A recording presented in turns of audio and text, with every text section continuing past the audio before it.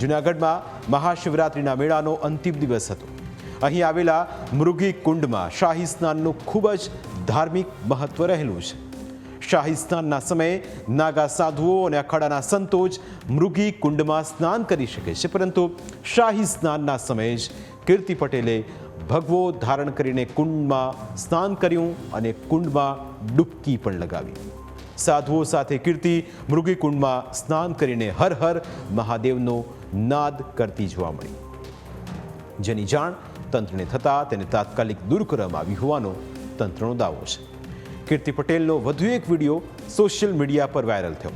આ વિડીયોમાં કીર્તિ પટેલ સુરક્ષા વ્યવસ્થામાં તૈનાત 2 મહિલા પોલીસ ઇન્સ્પેક્ટર સાથે દાદાગીરી કરતી જોવા મળી। હર હંમેશની જેમ તેણે વાણી વિવેક ભૂલીને પોલીસને ધમકાવી।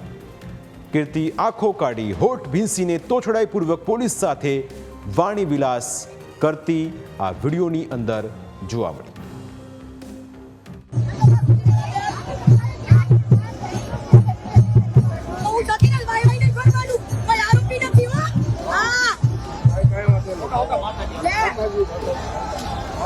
चलो